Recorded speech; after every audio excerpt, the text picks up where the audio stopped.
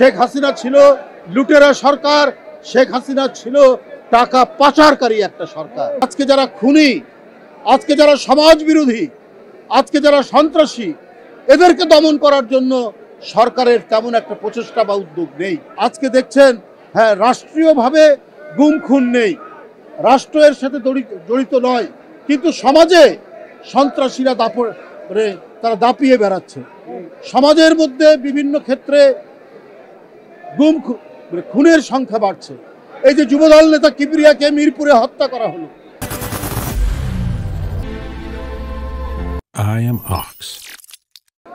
কেন হচ্ছে? তাহলে আজকে যারা খুনি, আজকে যারা সমাজ বিরোধী, আজকে যারা সন্ত্রাসী, এদেরকে দমন করার জন্য সরকারের তেমন একটা প্রচেষ্টা বা উদ্যোগ নেই। আমি আগেও বলেছি, সরকারের দিক থেকে হয়তো হচ্ছে না, যেমন শেখ হাসিনার আমলে হয়েছে। শেখ হাসিনার নির্দেশে গুম খুন, বিচার বহির্ভূত হত্যা, সেটা হয়তো হচ্ছে না, কিন্তু আজকে সমাজ বিরোধীরা, সন্ত্রাসীরা জনপদের পর জনপদ বিভিন্ন জায়গায় আজকে অবস্থান নিয়েছে বলেই আবারও বিএনপির নেতাকর্মীরা হত্যাকাণ্ডের শিকার হচ্ছেন, তারা নিহত হচ্ছেন। এইটা হতে পারে না। আজকে অন্তর্বর্তীকালীন সরকারের যারা রয়েছেন, তারা তো নিরপেক্ষ সরকার, তারা নিরপেক্ষভাবে তারা অপরাধ দমন, সন্ত্রাস দমন এই কাজগুলো করবেন। কিন্তু আমরা সেই দিক থেকে অনেক শিথিলতা দেখছি, আমরা সেই দিক থেকে অনেক গাফলতি দেখছি। এইটা তো হতে পারে না।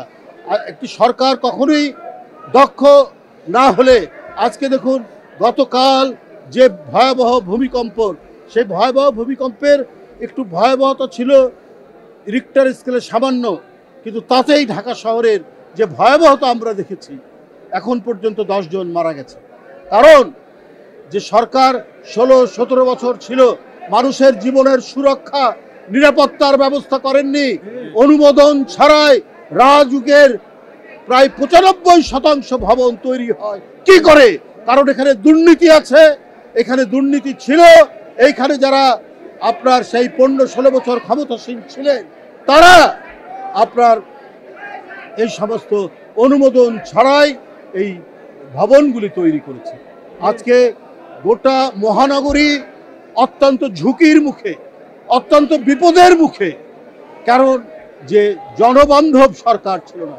শেখ হাসিনা ছিল লুটেরা সরকার, শেখ হাসিনা ছিল টাকা পাচারকারী একটা সরকার।